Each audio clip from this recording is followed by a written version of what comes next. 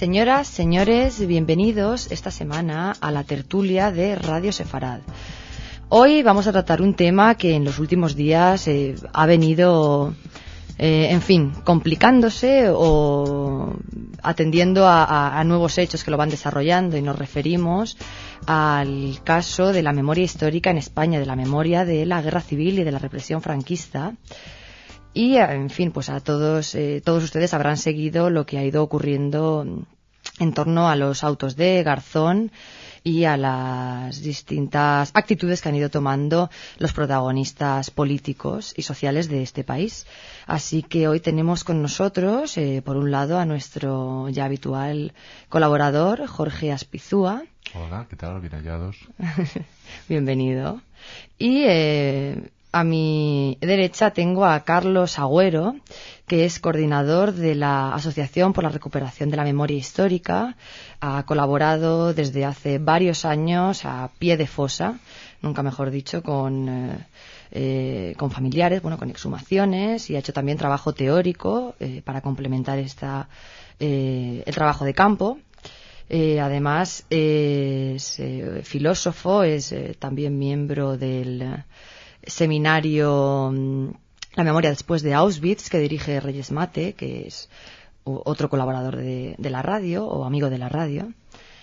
Y, pues vamos a empezar analizando cuál ha sido la última noticia que se ha recibido en torno a todo este caso, y es que Garzón se ha declarado, se ha inhabilitado, ¿no? Podríamos decir, para juzgar el caso, las denuncias, ¿no? De las asociaciones por la recuperación de la memoria. Entonces se ha inhabilitado. ¿Esto cómo lo veis? ¿Qué quiere decir? Un poco una traducción. La traducción inmediata es algo que es muy duro de aceptar para muchas personas, pero que forma parte, habiendo leído algunos extractos de la declaración de Garzón. En Garzón hay que recordar que pertenece a la Audiencia Nacional, que es un tribunal de ámbito estatal que juzga crímenes de toda índole que tienen que ver con efectos de carácter nacional, antes de pasar a entidades superiores donde lo que se juzga es sobre lo juzgado, en el caso del Tribunal Supremo y del Tribunal Constitucional. El Tribunal de la Audiencia Nacional tiene competencia sobre todo el territorio nacional. Lo que ha decidido Garzón es, en derecho y en función de la localización de las fosas, y habida cuenta de que hay circunstancias muy diferentes en cada una de las fosas, inhibirse, ese ha sido el caso, en favor de los jueces territoriales, teniendo en cuenta que la base de la justicia en España, como en casi toda Europa, está basada en la existencia de una jurisdicción territorial de los jueces. El caso es que es muy curioso porque la Audiencia Nacional es una herencia de un tribunal de excepción cuyo origen está en el franquismo y que se hizo a imagen del tribunal de excepción que hizo el general de Gaulle durante el inicio de la Quinta República. ¿Qué es lo que lleva consecuencia a esto? Pues ya se ha declarado en que todos los jueces, en el uso de su independencia judicial, podrán tomar cuantas resoluciones quieran sobre cada uno de las localizaciones de las fosas. Con lo cual, todos los jueces tendrán la posibilidad de decir A, B o C, o X, o Y. Con lo cual, se irá creando un proceso acumulativo de causas que irán siendo transferidas a la autoridad del Tribunal Supremo y, en su caso, del Tribunal Constitucional dentro de España, sin que haya una unidad de doctrina, hasta que haya una sentencia firme del Supremo, hasta que no haya una doctrina firme, probablemente por asuntos de constitucionalidad, y todavía saltaremos a la jurisdicción europea de derechos humanos. Con lo cual el proceso se alargará. Por otro lado, en las previsiones de gestión administrativa de la Ley de Memoria Histórica, donde esto no afecta en principio, pues van a estar sujetas a las autorizaciones judiciales de apertura de las fosas. Con lo que el proceso, en vez de estar unificado, lo que va a ser disgregarse caso por caso, fosa a fosa. ¿Crees que así puede darse quizá una disolución, además? ¿Disolución en qué sentido? Se diluya, perdón. Se diluya, sí, en efecto. La gravedad o no, lo que puede ocurrir es precisamente lo contrario. Es que vayan sucediéndose casos conflictivos de gestión judicial sobre el asunto y el asunto no termine nunca. ¿Cuál es el problema? Pues supongo que Carlos tendrá mucho que decir a fondo de esto, porque nosotros de dónde venimos realmente es en un borrón y cuenta nueva, que es la ley de amnistía de 1977. La del 69 era aplicada curiosamente a los rojos, porque el propio Franco. La del 77, en realidad, los máximos beneficiarios fueron los miembros del aparato del Estado, atención, y del partido único en España hasta 1975, y de las responsabilidades de ellos derivadas. Hay también un margen, y eso tiene que ver también con fenómenos de guerra civil y situaciones críticas de carácter social en el marco de guerra civil, que no necesariamente tienen una vinculación política, aunque luego se haya vestido de vinculación política. Y a propósito de eso os contaré 2 o 3 casos muy curiosos, dramáticos, sobre víctimas de la guerra civil, que tienen una cobertura política y de la cual a mí personalmente me consta que fueron simples asesinatos, incluso diría pasionales. Pero de eso hablaremos después. Exacto, pero o sea... Ahora confrontando, ¿no? Que has dicho asesinatos o asesinatos pasionales. Lo que se persigue precisamente con la denuncia de la represión, o a lo que quería llegar Garzón, ¿no? Era a que se definiese como crimen contra la humanidad, que eso quizá le daba la oportunidad a él de poder actuar. Sí, bueno, varias cosas. Buenas tardes, lo primero. Para empezar, desde el punto de vista de asociaciones civiles que hemos luchado en Estador durante más de 10 años, empezamos en el año 2000, pues bueno, 8 años. Ha sido algo importantísimo. Es la primera vez que en democracia un juez ha juzgado los crímenes del franquismo y ha ido muchísimo más allá que la ley de memoria histórica. Con lo cual eso ha obligado en primer lugar a posicionarse al gobierno, que ha tenido que deprisa y corriendo sacar una serie de decretos que para nosotros siguen siendo muy lights, y por otro lado ha demostrado al mundo que que este problema existe, que está todavía en tela de juicio si son delitos de lesa humanidad, con lo cual, como bien decías antes, tenemos que trascender esos límites jurisdiccionales e irnos a tribunales europeos. Y por otro lado ha sido importantísimo para nosotros porque ha sido un reconocimiento a miles y miles de personas que tienen familiares todavía desaparecidos. Ayer presentábamos precisamente un manifiesto, una serie de intelectuales en favor de Garzón, porque ha habido muchas críticas hacia él por oportunismo, etcétera, etcétera. Bueno, muchas veces se le tacha de juez estrella. No es que sea un juez estrella, es que él estaba de guardia en la Audiencia Nacional el día que cientos de familias llevaron sendos casos de desaparecidos a ese juez, con lo cual él tomó diligencias. Quiero decir, él ha tirado para adelante, dicho de una manera muy rápida, con este asunto, pero bueno, es que había unas denuncias antes. Él no ha querido decir, bueno, voy a coger este sumario porque a mí me parece que hay que hacerlo, ¿no? Hay una historia atrás. En cuanto al proceso en el estado en el que está ahora y el futuro. Vamos a ver, según el abogado de la Asociación para la Recuperación de la Memoria Histórica a la que pertenezco, como bien decías, vamos a ver, Garzón tenía 2 posibilidades. O bien dejaba que le inhabilitaran directamente en la sala de lo penal, creo que es, o bien tomaba la estrategia de decir, yo me inhabilito, pero delego en una serie de juzgados territoriales esta labor. Hasta donde yo sé, a nivel jurídico, la gran diferencia que existe entre este nuevo procedimiento y los anteriores de hace años, nosotros, intervenimos en varias exhumaciones y había jueces que se oponían en contra. Hasta donde yo sé, esos jueces, estos que van a tener que tomar estas iniciativas, se tienen que atener al sumario, al auto de Garzón, con lo cual ya estamos en un escenario totalmente distinto. Si se opusieran a realizar estas exhumaciones, entonces estarían incumpliendo el auto y podía volver otra vez a la Audiencia Nacional. Con lo cual el escenario es sensiblemente diferente a anteriormente como se estaba cometiendo. Hasta donde yo sé, no soy quiero decir, en los medios de comunicación en estos últimos días se ha mostrado como que, bueno, Garzón había dejado el caso de lado y, bueno, había tirado la toalla, pero desde nuestro punto de vista lo que está haciendo es intentar que el proceso siga de otra manera, pero que siga para adelante, antes de que se inhabilitara, que se cerrara el caso, con lo cual nosotros teníamos que recurrir a otros estamentos. Nosotros ya hemos recurrido a instancias internacionales y ya en el 2002 recibimos una carta de la Oficina de Derechos Humanos de la Comunidad Europea instando al gobierno español a que actuara en consecuencia. Aquí, como bien has relatado, hay una cuestión procesal, sí, y que tiene su impacto, comillas, político y mediático. Los procedimientos judiciales que a partir de ahora se abran van a continuar y van a continuar por largo tiempo. Es decir, las asociaciones han puesto sobre la mesa y el auto del juez Garzón ha consolidado el que este asunto estará en el debate público. Sí, por supuesto. Claro. Eso es importantísimo ya. Entonces, este es un objetivo inmediato. Bueno, también te puedo decir que la lista de las fechas de guardia de los jueces también me la puedo conseguir yo. Me la puedo conseguir, yo sé qué juez entra y qué juez sale el lunes o el martes o el miércoles o el jueves. Vale. Al fondo de la cuestión. Al fondo de la cuestión, que es fundamental.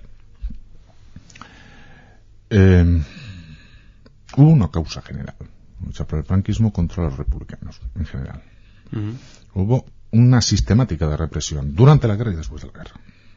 En el lado republicano hubo una represión también, que fue quizá menos sistemática y que desde luego concluyó al finalizar la guerra. No se prolongó en el tiempo. Precisamente por eso he citado la ley de amnistía del 77. Y precisamente ahí tiene valía la experiencia del juez Garzón, la experiencia internacional, las leyes de amnistía de Argentina, leyes de amnistía que hubo más o menos observadas en Alemania, etcétera, etcétera. ¿Qué es lo que sucede desde el punto de vista historiográfico y político? No digo social. Pues que esto es objeto, evidentemente, de debate político. Las declaraciones de la presidenta Aguirre, recordando a Calvo Sotelo, pero específicamente el asesinato de Calvo Sotelo, no el conjunto de asesinatos de aquel periodo, antes de la Guerra Civil. Reacciones por parte de asociaciones, de intelectuales, etcétera. Ha reabierto un proceso que ya se dio en el año 77, bajo las condiciones del año 77. Estamos a 2008, 31 años después. Ha habido algunos falseamientos. Por ejemplo, algunos supuestos técnicos han dicho que es imposible reconocer los cadáveres. Bueno, el ejército de los Estados Unidos está recuperando cadáveres del año 41 e identificándolos. Sí, las técnicas han avanzado muchísimo, se ha bajado muchísimo. ¿Cuál es la raíz del problema en muchas de las personas que están afectadas? Porque están afectadas personalmente. Y estamos hablando de víctimas y, atención, de victimarios. Y en muchos de los casos de la ola de violencia que se produce en una guerra civil, no estrictamente hay una razón partidista política en la comisión de los determinados delitos. Hay una serie de configuraciones de delitos y de comisión de delitos de violencia que aprovechan la circunstancia política de guerra civil. Yo a veces en broma, muy en broma, pero con mucha seriedad, he dicho que en la guerra civil se aprovechó, y es un caso muy cercano, el de García Lorca, a resolver asuntos familiares por vía política. Repartos de herencias, tierras, etcétera. Eso jugó también. No digo que fuera en exclusiva, pero jugó. Y jugó en ambos bandos. Jugaron fenómenos sociales. Y hay que ponerlo también en el contexto del periodo. En el contexto del periodo. Porque los estudios realizados de comparación de la historia de España en el siglo XX, la primera mitad del siglo XX, con la del resto de Europa en el siglo XX, nos permite ajustar mucho el ámbito en el que nos estamos moviendo. En los años 20-30 se generó una doctrina de la legitimación política del empleo de la violencia para resolver problemas políticos, a derecha y a izquierda. Y entonces se cometieron las grandes masacres, los holocaustos, en toda Europa, desde los Finisterres, y digo Finisterres con todo el sentido, desde el Finisterre francés y español hasta los Urales, se cometieron este tipo de delitos, de asesinatos masivos, por justificación política. Por eso se puede criticar a la señora Aguirre. La señora Aguirre se ampara en que el Partido Popular no existía antes de 1976. Sí, pero tiene entre sus Atención. miembros a un miembro que es Manuel Fraga. Lo que te estoy diciendo es que la razón política del año 77 no es la misma que la de 1939. Evidentemente. Sí, sí. Mientras que el Partido Socialista y el Partido Comunista sí ya eran razones políticas en el año 39. Bien. Por tanto, la señora Aguirre demuestra que es quizá muy buena política, pero por supuesto fue muy mala ministra de Educación porque, por ejemplo, para el tema de historia, pues mal lo llevamos. Porque ni el PSOE del 39 ni el PC del 39 tienen nada que ver con el PSOE del 77 y mucho menos, o con el PC del 77 y mucho menos con el del 2008, los partidos del 2008. Se olvida de los anarquistas. Voy a poner un caso concretísimo y es la vuelta de la rueda. Hay estudios publicados en Barcelona sobre la represión de anarquistas procedentes de la ciudad de Barcelona en la zona del Delta del Ebro, donde 2 años después del año 36 tuvo lugar la batalla del Ebro. Los asesinatos cometidos por esos anarquistas de Barcelona, en Gandesa y alrededores, nunca han podido ser recuperados los cadáveres, porque lo que ocurrió fue que después hubo ahí una batalla y las fosas iniciales fueron rellenadas, complementadas con los muertos caídos durante los combates. Entonces, esa historia está reconstruida de la represión anarquista, pues forma parte también de la memoria. De la memoria y de la necesidad de recomponer. ¿Cuál es el único factor que yo creo que todo el mundo puede concluir, tenga la opinión que tenga, en cuanto a nuestra civilización y a nuestra cultura, debe de hacerse de acuerdo con estos antecedentes? Pues hay una cosa que está dentro de la civilización y cultura judeo-cristiana, en su moral y en su ética, y que es, en mi opinión, absolutamente insoslayable.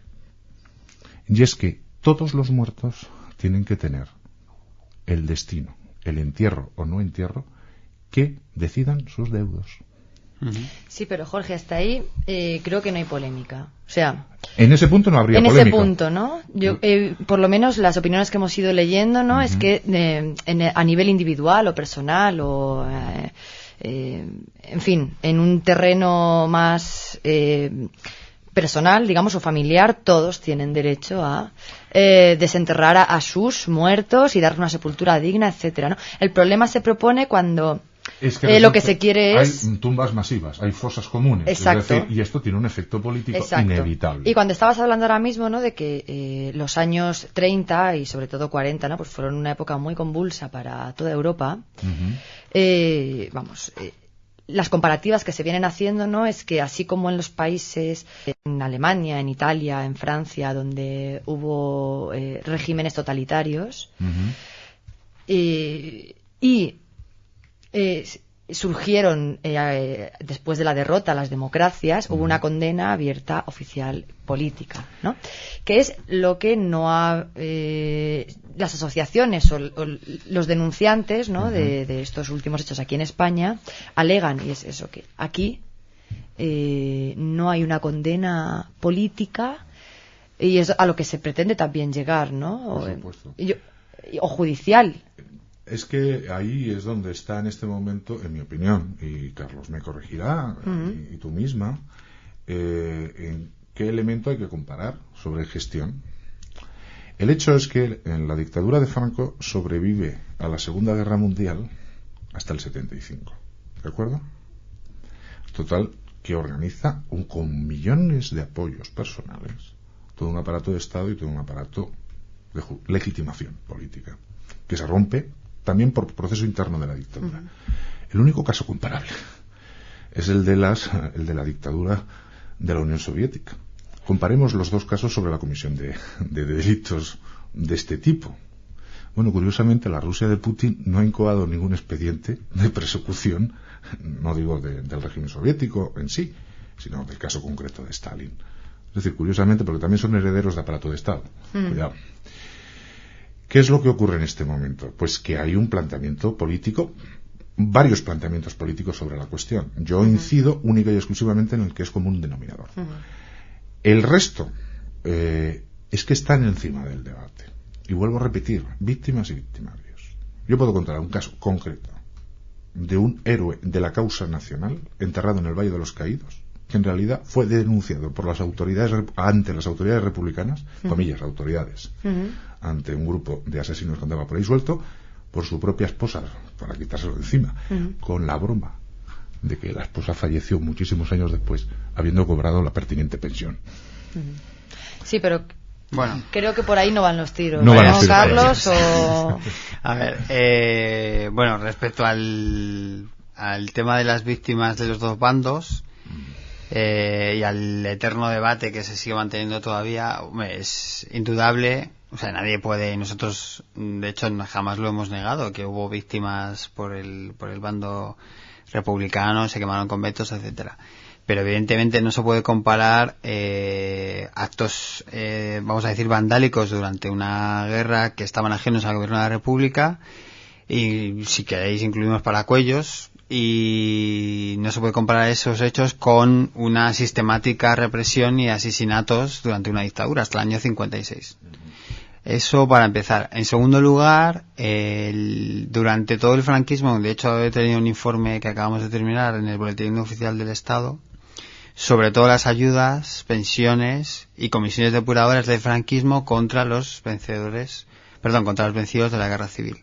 O sea que hubo un aparato sistemático en el franquismo para, por un lado, homenajear a esos vencedores y conceder todo tipo de pensiones, que incluso en el año 65 se estaban dando pensiones, lo tengo aquí documentado, a personal marroquí que luchó con el bando franquista, que es escandaloso. Vamos, ¿Qué vas a contar? Yo iba a la escuela con sus hijos y sus nietos. Bueno, pues un ejemplo, ¿no?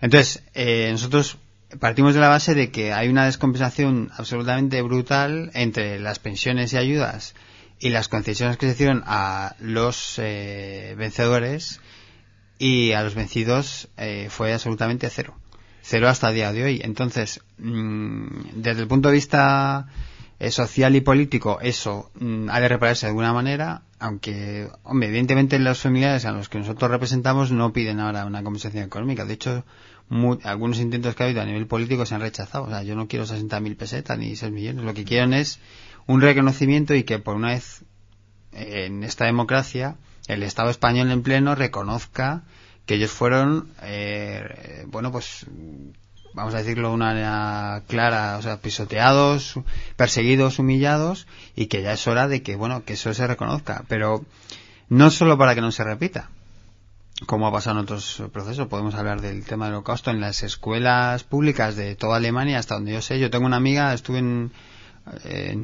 abril en Berlín, y me dice, yo estoy ya un poco, incluso harta de que me repitan siempre lo mismo en todo el proceso educativo. Siempre tenemos una asignatura que digo, ojalá en España estuviéramos hartos de eso. En los libros de texto durante 30 años no ha habido ni una sola alusión, y esta mañana he tenido que discutir yo con un profesor titular de la UNED sobre este tema. Digo, perdón, es que yo no he estudiado en el colegio que haya víctimas en fosas, 114.000, ni que hubo represión, ni que hubo intentos incluso anteriores al nazismo con psicólogos que intentaron demostrar la desviación genética del marxismo, Vallejo Nájera. O sea, quiero decir, hubo atrocidades que se han estado ocultando durante 30 años, y ya es hora de que esta sociedad lo sepa, para poder avanzar, quiero decir, y que nuestra democracia tenga una calidad como el resto de Europa, ¿no? Entonces, esa descompensación es hora de que no se termine. Eso por un lado. Y más importante, el problema de las víctimas.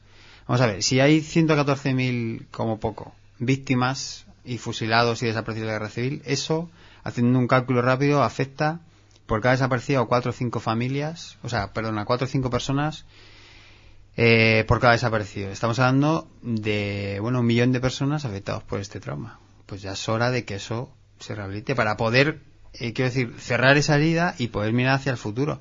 Y quiero decir otra cosa, en 8 años que llevamos de trabajo, esta labor ha sido hecha, en primer lugar, por una sociedad civil, de forma absolutamente pacífica y sin ninguna ayuda del Estado. Yo creo que eso es algo extraordinario, y que, es un ejemplo de que tenemos la suficiente solidez democrática como para acometer esto de una forma normal y sin ningún tipo de de problemas. No, esto que comentabas ahora mismo de una forma calmada, que lo ha hecho la sociedad civil y autofinanciándolo,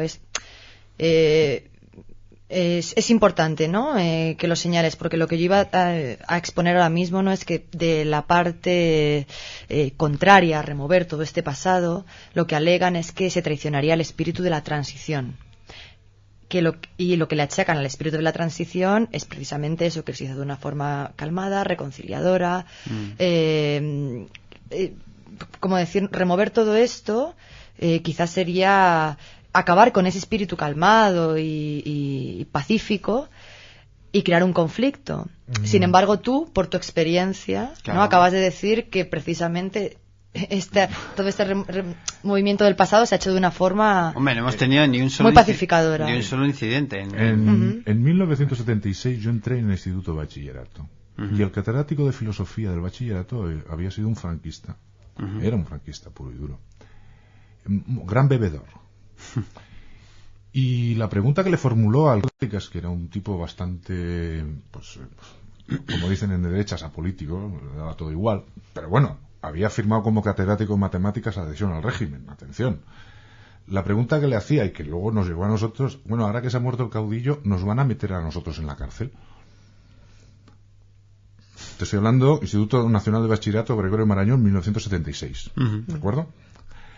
Claro, en la parte en que aparece la sombra de 114.000 personas que no se sabe dónde están enterradas. Se sabe más o menos, pero que no se sabe. Que sus familias no han recuperado.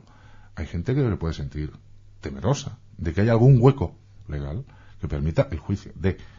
Sobre todo también cuando hay técnicas de arqueología forense. Por ejemplo, los americanos, el ejército de los Estados Unidos, sabe si los pilotos que están enterrados en tal sitio fallecieron por el impacto del avión o fueron asesinados sobre la marcha, ¿no? El asunto está en que el espíritu de la transición es muy curioso, es decir, los principales beneficiarios del 77, de la amnistía del 77, fue la mayoría de la gente que formaba parte del aparato de Estado, de partido y de sociedad civil vencedora de la guerra civil. Sin duda. También es cierto que en menor medida la gente que había estado luchando contra el franquismo y cometiendo delitos delitos digo comunes en la lucha contra el franquismo también quedó exonerada. Durante 40 años de franquismo por ejemplo, fueron perseguidos, ¿no? Clarísimamente yo considero bueno, son delitos, caso. Perdón, no, te voy a dar todos los casos. En el 77 todos los delitos, todos los delitos terroristas cometidos por ETA, por Grapo, pero ejemplo, a ver, cuidado, con yo no estoy hablando de quedaron exonerados también de persecución judicial. Sí, pero yo no hablo de terroristas de ETA. Vamos bueno, a ver, acabas de decir lo que te estoy diciendo, un bandolero republicano no puede ser asemejado nunca. No, lo que te estoy diciendo es que en el 77, y ahí está la clave cuando se habla de transición, claro que se recurre a hablar del espíritu del 77. Pero se recurre porque hay una inmensa mayoría social de beneficiados de la amnistía del 77 que son precisamente quienes ahora, por sí o por sus herederos, pueden temer algo. Y vuelvo a explicar, y esto vas a estar de acuerdo conmigo, ¿cuántas fosas en ámbitos rurales de Castilla, de las Castillas, de Extremadura, de Andalucía, tienen que ver con gente que todavía vive en los mismos pueblos, herederos de víctimas y de victimarios? Y esto, tú sabes que ha habido presión al respecto. No, vamos a ver. Hay efectos sobre esta cuestión que no escapan. Tenemos que dejarlo aquí. Si quieres rápidamente, sí, Carlos. Pero vamos a ver. Es que tú estás todo el rato apuntando sin decirlo a la causa penal. Entonces yo te digo al respecto. En primer lugar, la asociación a la que yo represento representa a las familias. Y siempre, absolutamente, en el 100% de las asociaciones respetamos la ideología del nieto. Y te voy a decir más. Nosotros hemos ayudado no solo a familias vamos a mal llamarlo, el otro bando, sino que algunos de los nietos de esos republicanos son hoy alcaldes del Partido Popular de algunos pueblos de Burgos. No estoy hablando, ahí está hablando de Castilla. Entonces, hay una máxima en antropología que dice: el hijo y el nieto de la víctima siempre sigue siendo víctima, pero el hijo o el nieto del digamos verdugo no tiene por qué serlo. Entonces, no tiene por qué cargar con esa responsabilidad. Entonces, no es si tú me estás hablando de, claro, sí. Es que hay gente si que queremos tiene miedo saber, de ser catalogado así. No, pero vamos a ver, si queremos sacar todos los nombres de todos los verdugos, o sea, a mí me parece mucho más importante restablecer la dignidad de esas víctimas y después a nivel judicial ver qué hacemos con esos culpables. Como ha dicho antes nuestra lo primero, o sea, a nivel humano, sí. En eso estamos de acuerdo porque es lo básico, el mínimo común denominador del que he hablado al principio. Pero también quiero decir que una democracia tiene que resolver a nivel penal qué pasa con esos crímenes. Quiero decir, de alguna manera tiene que... no solamente exhumarlos, sino hacerles un reconocimiento público y que... Hombre, evidentemente a las víctimas y a los verdugos, bueno, habrá que ver, porque se ha hecho en otros países, en otros contextos... bueno, pues que por lo menos que sepan. A nadie yo creo que ni se lo va a meter en la cárcel, pero bueno... Hay dos personas que redactaron documentos clave para esto, que son el general Mola, fallecido en el 37, y el cuñadísimo Serrano Súñez, fallecido con 103 años de edad. Sin embargo, son dos personas clarísimas. Bueno, y hay más casos, ¿no? Bueno, vamos a ir concluyendo. Y yo, sí, es poco tiempo y es un tema apasionante y de memoria, además, que atañe mucho a esta radio. Y por eso, pues, os invito a que sigamos con ello en la próxima ocasión. Y pues deciros gracias, daros las gracias a ambos, que ha sido muy interesante y esperamos que haya conseguido pues aclarar un poquito más el proceso que está teniendo lugar o hacer una aportación. Muchas gracias, queridos oyentes, ya saben, sigan con nosotros. Gracias.